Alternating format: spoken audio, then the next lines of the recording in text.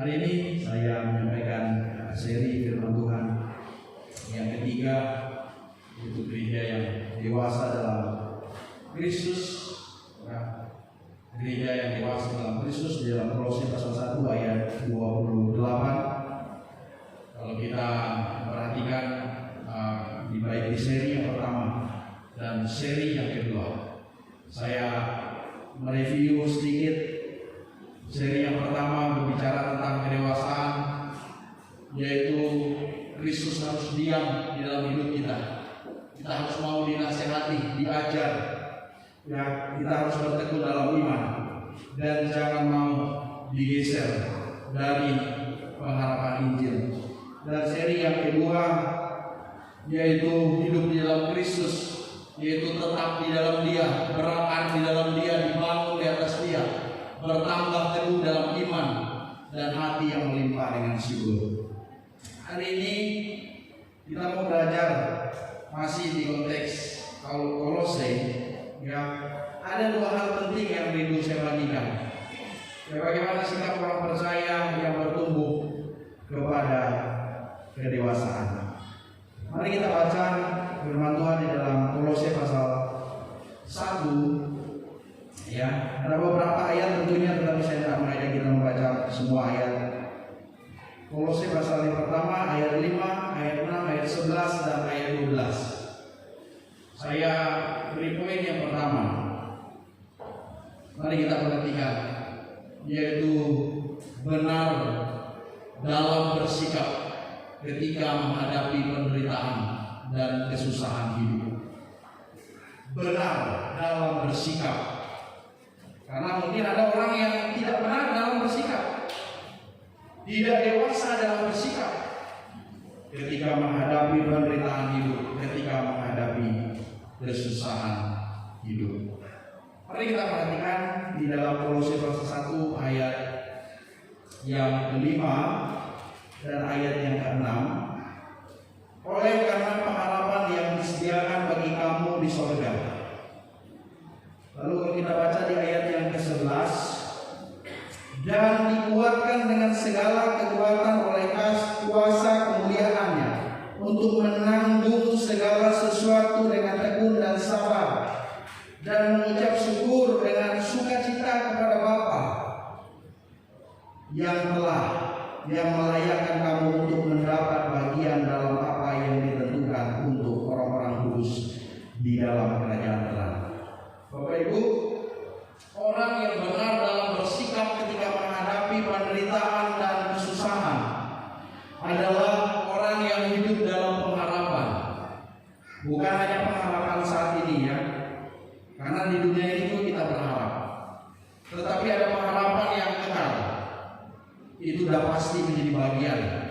Jadi kalau kita hidup dalam pengharapan, maka kita akan optimis menjalani hari-hari ini, karena ada secercah cahaya pengharapan di hadapan kita.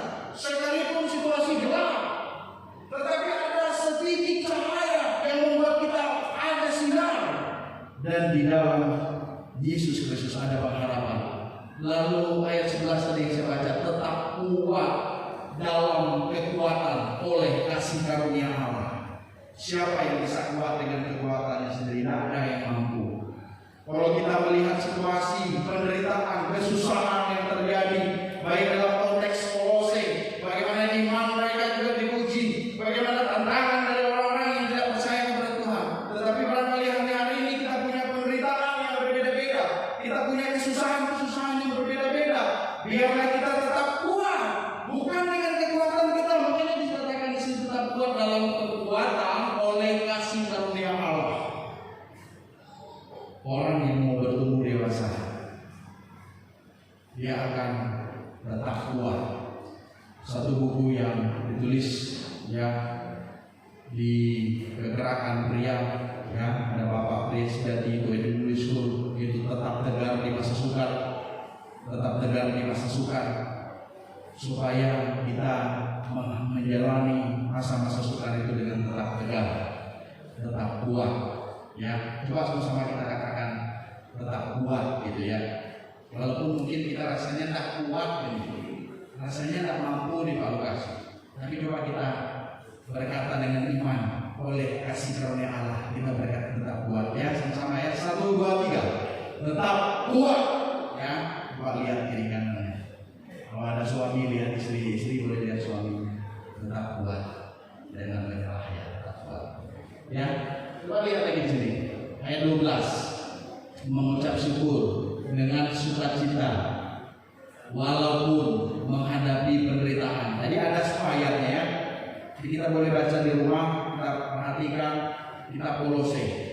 Maka apa yang saya tulis di sini berdasarkan kitab Kolose, ya sesuai dengan konteksnya. Ya, maka orang yang bersikap benar itu adalah orang yang bersyukur sekalipun menghadapi penderitaan, dengan sukacita sekalipun mengalami penderitaan. Memang tidak ada pilihan lain. Sering ayat ini muncul, bersyukurlah, bersyukurlah, bersyukurlah. Paulus banyak mencatat ayat ini. Kenapa? Karena banyak orang yang sulit untuk bersyukur. Tetapi kita yang mau bertumbuh dewasa, kita belajar untuk bersyukur. Lalu yang selanjutnya, ya, di poin yang pertama ini ada 5 hal ya. Ini yang keempat. Yang keempat ayat yang ke-11 juga sama, yaitu memiliki ketekunan, memiliki kesabaran dalam menanggung segala sesuatu. Jadi kita harus tekun dalam menanggung segala sesuatu, harus sabar. Berapa jauh kesabaran kita? Berapa batas kesabaran kita? Sudah sering Pak Lukas, terlalu sering saya sabar. Nah, kayaknya tidak perlu sabar untuk orang yang seperti itu, karena dia terlalu jahat. Saya tidak sabar lagi rasanya. Tapi sebagai orang percaya, ya sabar itu ya long suffering ya. Jadi tanpa batas, tidak ada batasnya. Ketekunan juga begitu. Ketekunan dalam segala hal, termasuk dalam menanggung segala sesuatu yang berat. Dan yang terakhir di poin yang pertama ini, pasal 2 ayat 1, pasal 4 ayat 18, yaitu tidak menyerah dalam menghadapi beratnya perjuangan hidup. Ini tidak mirip dengan corona yang kayak bingkainya, ya. Tidak menyerah dalam menghadapi beratnya perjuangan hidup. Saya bacakan ya, pasal 1 ayat 11 tadi, dan dikuatkan dengan segala kekuatan oleh kuasa kemuliaannya untuk menanggung segala sesuatu dengan tekun dan sabar. Ayat pasal 2 ayat 1, karena aku mau supaya kamu tahu betapa beratnya perjuangan yang kulakukan untuk kamu. Ini perjuangan Paulus dan untuk mereka yang di Laodikia, dan untuk semuanya yang belum mengenal aku pribadi. Pasal 4 ayat 18, salam daripadaku Paulus. Salam ini kutulis dengan tanganku sendiri.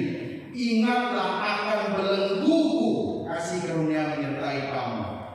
Betapa berat ya perjuangan yang dilalui oleh Rasul Paulus. Makanya dia menegaskan orang-orang yang bertumbuh dalam kedewasaan, yaitu orang-orang yang tidak menyerah dalam menghadapi beratnya perjuangan hidup. Sekalipun berat, dia tetap berjuang dalam kehidupannya. Ini Bapak Ibu pernah mendengar kisah Joseph Scriven ini. Dia yang menulis ini ya, lagu What a Friend We Have in Jesus. Yesus sobat yang sejati, banyak terjemahan, ada Yesus sobat yang setia, dan lain sebagainya. Tapi kalau kita baca biografinya ketika dia masih muda, Joseph ini ketika dia mencintai seorang wanita, membangun relasi, dan akhirnya mereka sudah mantap, sudah matang, ayo kita mengambil keputusan untuk hidup berkeluarga. Dan mereka merencanakan untuk menikah. Tetapi apa yang terjadi? Dia calonnya calon mempelai wanitanya meninggal, tenggelam. Jadi kalau kita dengar kisahnya, banyak ada yang lebih sedih lagi. Tapi kalau kita bisa membayangkan situasi yang dialami oleh dia, kita bisa turut bersimpati dan berempati betapa sedihnya dia. Dia di dalam kehidupannya dia ikut imigrasi ke Kanada. Lalu Tuhan izinkan dia berkenalan lagi dengan seorang wanita. Lah ceritanya. Ya. Lalu dia mulai membangun relasi dengan wanita yang dia ketemu. Mereka pun sudah mulai serius sampai akhirnya ayo kita mengambil keputusan untuk menikah. Yang kedua, calon istrinya pun meninggal lagi karena penyakit ginjal. Wah, lebih parah lagi ya yang kedua. Mungkin kita berkata, oh biasa. Tapi bagi Joseph ini adalah sesuatu hal yang luar biasa, menyedihkan di dalam hidupnya. Dia tenggelam dalam kesedihan pada waktu itu, keputusasaan. Kemudian dia dapat bangkit. Dia melayani orang-orang yang cacat di kota. Ya, dia menumpahkan isi hatinya, kesedihannya dalam karyanya. Salah satu lagu yang ditulisnya, ya, Yesus sobat yang setia itu. Ini saya kutip bait duanya, ini di dalam nyanyian Kemenangan Iman 107 bagian A. Ya, termasuk lagu katanya Ibu Kita Pertiwi itu juga terinspirasi dari nadanya di sini ya. Coba kita perhatikan ya. Ya.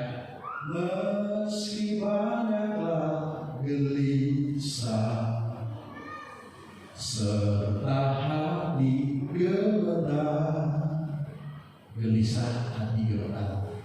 dia berkata, lari saja pada Yesus, sobat kita yang benar.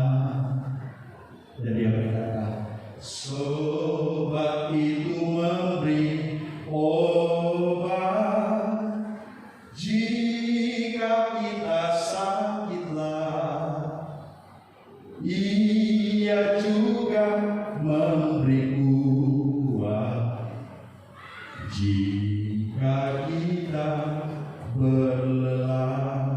Kalau kita baca berbait itu, kita merasakan bahwa dia datang kepada Yesus, dia mencari Yesus di dalam kelelahan hidupnya, dalam situasi yang berat, kesedihan demi kesedihan, penderitaan demi penderitaan.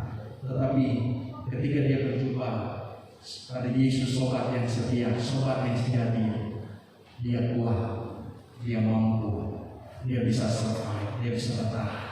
Bapak Ibu yang dikasihi oleh Tuhan, bertumbuh dalam kedewasaan itu adalah orang yang benar dalam bersikap ketika menghadapi penderitaan dan kesusahan. Dia tidak menyerah, dia tekun, dia sabar, ya, dia hidup dalam pengharapan, dia terus percaya kepada Tuhan Yesus. Dia kuat oleh kasih karunia di dalam Yesus Kristus. Ini yang pertama ya, benar dalam bersikap ketika menghadapi kesulitan dan penderitaan. Yang kedua, yaitu hidup melayani. Bapak Ibu yang dikasihi Tuhan, kita baca di dalam Kolose pasal 1 ayat yang ke-25. Mari kita buka firman Tuhan, Kolose pasal 1 ayat yang ke-25. Ya, saya bacakan untuk kita. Aku telah menjadi pelayan jemaat itu sesuai dengan tugas yang dipercayakan Allah kepadaku untuk meneruskan firman-Nya dengan sepenuhnya kepada kamu. Jadi Paulus melayani sesuai dengan tugas yang dipercayakan. Poin yang kedua ini juga berkaitan dengan poin yang pertama. Karena dalam melayani juga ada kesusahan dan penderitaan gitu.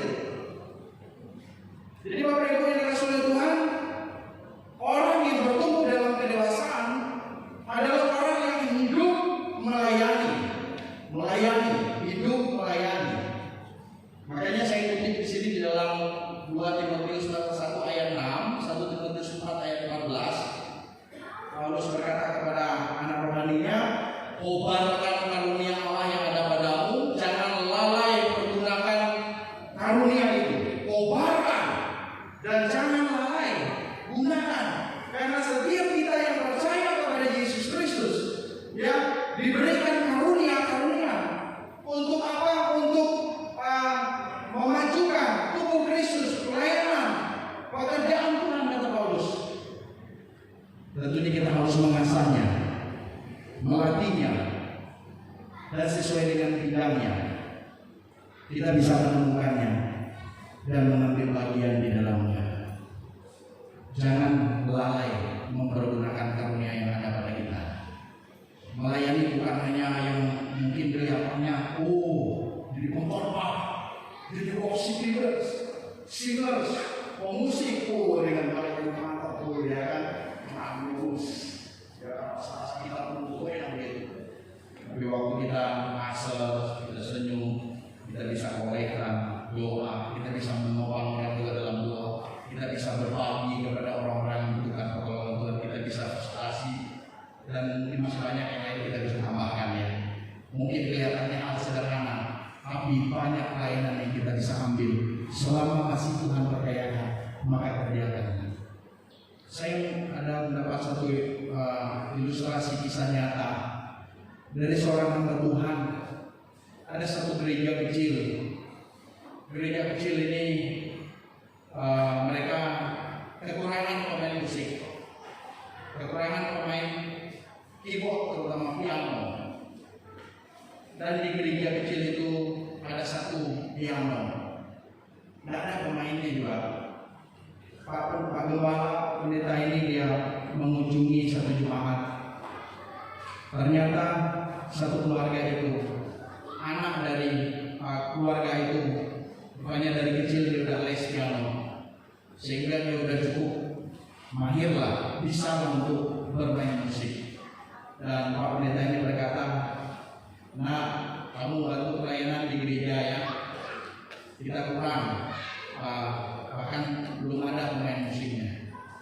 Lalu anak muda ini berkata, seorang putri ya, seorang wanita, ya memang kita harus melayani, dia bilang. Tapi dia bilang, ada kata tapinya. Akhirnya belum sempat saya sekarang.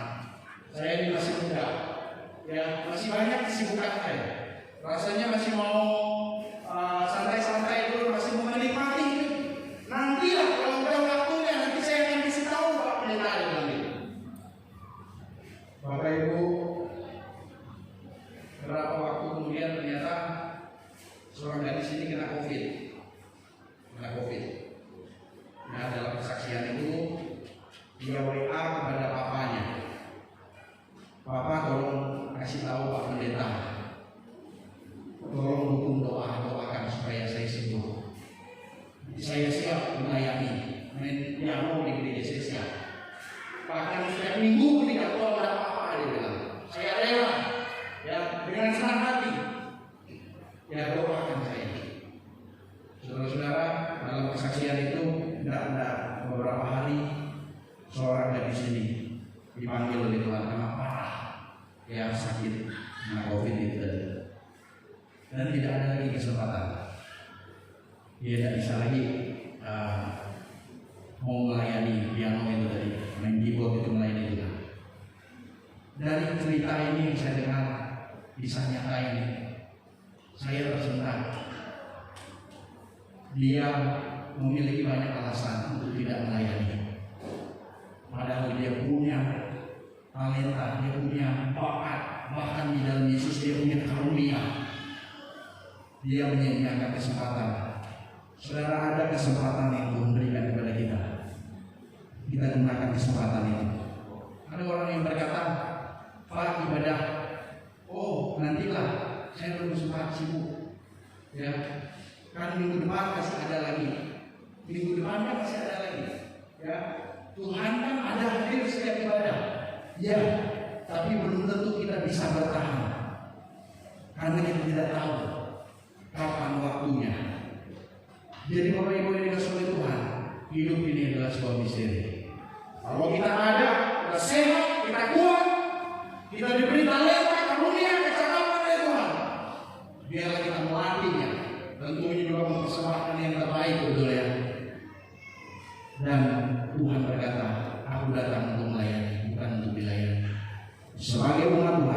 biarlah kita boleh hidup melayani Tuhan selama masih ada kesempatan yang diberikan oleh Tuhan. Jangan sampai terlambat. Bapak Ibu yang dikasihi Tuhan, kita melihat orang yang bertumbuh dalam kedewasaan adalah orang yang hidup melayani. Di dalam tulisan yang saya kutip di sini, jangan merasa diri sudah tua dan tidak berguna, tetapi jadilah seperti kelapa, makin tua makin banyak santannya. Ini saya kutip dalam sebuah buku. Dan dikisahkanlah seorang nenek yang sudah tua. Mungkin dia tidak punya talenta karunia seperti orang muda, orang-orang lain yang hebat yang bisa melayani. Dia tidak punya banyak kepandaian. Itu saya katakan tadi, melayani dengan apa yang bisa. Ya, hal-hal yang kecil kita bisa melayani. Nenek ini melayani cucunya, namanya pendeta Richard Piscopo. Pendeta Richard Piscopo. Adiknya pendeta Richard Piscopo ini seorang anak nakal, seorang pecandu bius. Pada waktu KKR Billy Graham itu disiarkan di televisi di seluruh kota New York, neneknya mendorong cucunya Richard Piscopo ini. Cuk, kamu nonton bukan hadir ya di lapangan sana, tapi nonton televisi. Dia terus mendorong cucunya. Ya, dia melayani karena berharga jiwa itu. Nenek ini melayani walaupun dia terbatas. Dia mendorong. Walaupun Richard Piscopo ini rasanya tidak mau, enggan dia. Tapi ya udahlah, karena nenek yang suruh, akhirnya dia nonton siaran televisi KKR Billy Graham, saudara-saudara. Bapak Ibu, saat dia selesai itulah dia mengambil keputusan untuk menjadi pengikut Kristus pertama kali. Mengambil keputusan untuk menjadi pengikut Kristus pertama kali. Dalam perjalanan hidupnya dia terus dibentuk, dan dia menjadi seorang hamba Tuhan. Bahkan dia pernah menjadi tim, salah satu tim dari pendeta Billy Graham ini. Kalau kita baca dalam biografinya, dia bersama istrinya telah pergi ke 40 negara untuk tugas memberitakan Injil. Dari seorang yang nenek yang sederhana, tapi dia bisa melayani. Apa yang ada pada kita yang Tuhan percayakan? Mungkin kita tak punya karunia yang besar seperti orang-orang yang besar, yang hebat, tapi kita bisa melakukan apapun yang Tuhan percayakan dalam hidup kita untuk kita melayani di dalam kehidupan kekristenan. Bapak Ibu yang dikasihi oleh Tuhan, biarlah kita terus hidup melayani. Dan saya tulis juga di sini, tetap bersukacita sekalipun ada penderitaan dalam melayani. Ini konteksnya juga pelayanan. Pasal 1 ayat 24, pasal 1 ayat 25, pasal 2 ayat 1. Bersukacita dalam melayani. Bersukacita dalam melayani sekalipun ada penderitaan. Lalu pelayanan dan pemberitaan Injil, pelayan dan pemberita Injil rajin dan pekerja keras. Itulah contoh Paulus di dalam ayat yang ke-29 sana dikatakan, itulah yang usahakan dan mempergumulkan dengan segala tenaga sesuai dengan kuasanya, yang bekerja dengan kuat di dalam aku. Di seri yang pertama saya ada singgung bahwa seorang yang melayani itu harus melayani dengan rajin. Seorang pemberita Injil melakukan aktivitas rohani dengan rajin, dengan tekun, dengan bekerja keras. Artinya dengan maksimal. Kita tidak main-main untuk mempersembahkan yang terbaik bagi Tuhan. Dan saya katakan di sini di bagian yang terakhir, pentingnya doa dan dukungan doa dalam melayani dan memberitakan tentang Kristus. Saya bacakan pasal 4 ayat yang ketiga dan ayat 12. Berdoa juga untuk kami supaya Allah membuka pintu untuk pemberitaan kami, sehingga kami dapat berbicara tentang rahasia Kristus yang karenanya aku dipenjarakan. Doakan kami juga, kata Paulus. Kita perlu mendukung pelayanan dengan doa kita. Doakan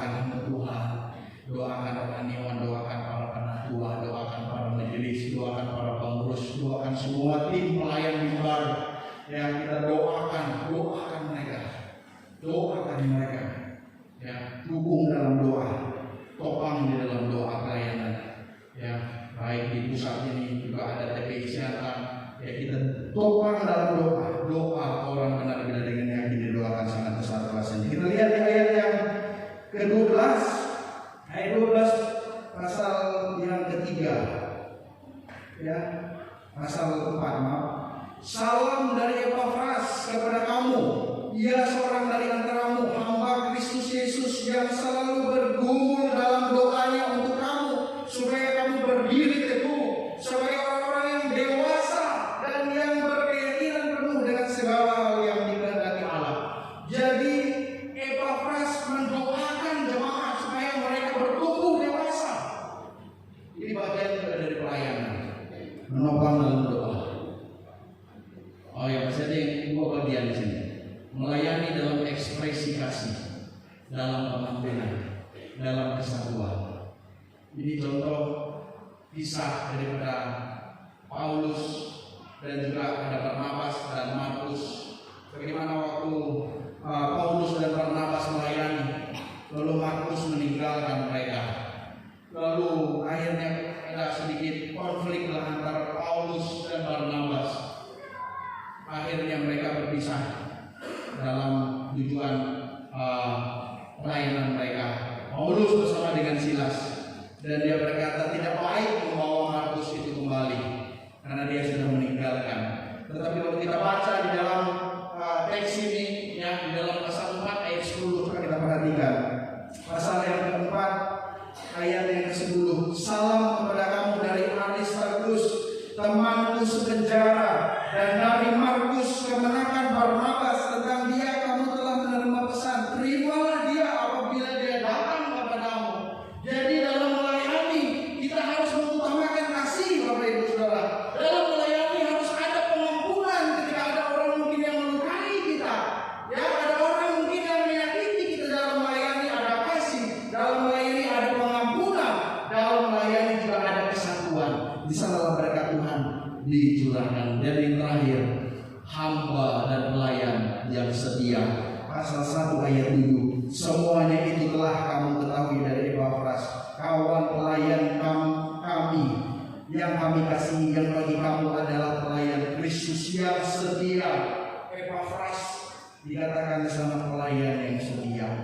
Ayat yang terakhir pasal 4 ayat 7 dikatakan di sana, semua hal ikhwalku akan diberitahukan kepada kamu oleh Tikhikus, saudara kita yang kekasih, hamba yang setia dan kawan pelayan dalam Tuhan.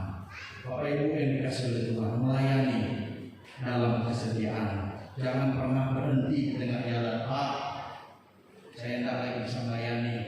Ya, bahkan ada orang yang berhenti melayani.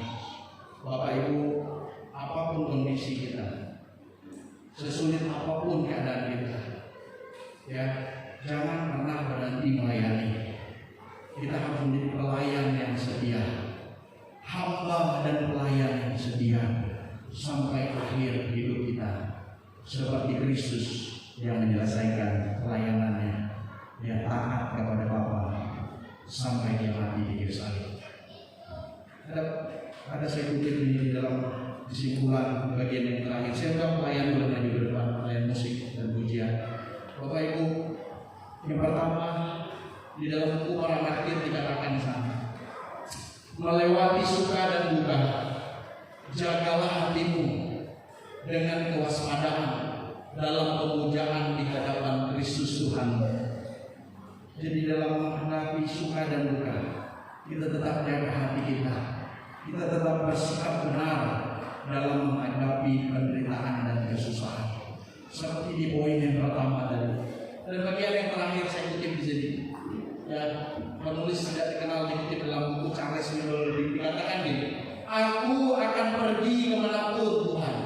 Aku akan memberitakan sabdamu. Tapi sekarang aku masih banyak urusan Tuhan. Besok-besok akan membantu dirimu. Apakah kita mau berkata seperti orang ini?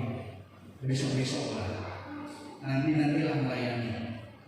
Ya, nantilah. masih sibuk sekarang, masih banyak urusan. Tetapi saya yakin kita berkata Tuhan anak usia sesuai dengan talenta karunia yang ada pada kita. Aku mengembangkannya dan aku mengabdikan itu untuk kemuliaan Tuhan. Mari kita datang kepada Tuhan. Dudukkan doa dari hati bersama. Terima kasih Bapa, yang kami makan, yang kami minum, kami dipersatukan dengan tubuh dan darah Yesus yang membawakan kekuatan baru, yang memberikan pemulihan dalam hidup kami. Bahkan oleh bilur-bilur-Mu, kami disembuhkan. Bapa berkati teman-teman yang mengambil bagian di dalam persekutuan dengan tubuh dan darah. Biarlah kami terus berjalan bersama dengan Yesus seumur hidup kami. Dan oleh firman Tuhan yang hari ini kami pelajari, Tuhan memberkati umat-Mu supaya kami tetap bersikap benar di tengah penderitaan dan kesusahan ini. Dan biarlah kami terus hidup melayani Tuhan seumur hidup kami. Sesuai dengan talenta karunia yang ada yang Tuhan berikan, kami mengembangkan untuk kemuliaan nama Tuhan. Dan kami tidak menyia-nyiakannya, kami tidak lalai menggunakannya, tetapi kami mengobarkannya Bapa. Berkati Tuhan Bapa, meteraikan firman-Mu. Terima kasih buat persekutuan dengan tubuh dan darah Tuhan Yesus Kristus. Kami bersyukur di dalam berkat nama Tuhan Yesus Kristus. Haleluya. Sama katakan amin. Tuhan Yesus memberkati kita semua. Silakan duduk.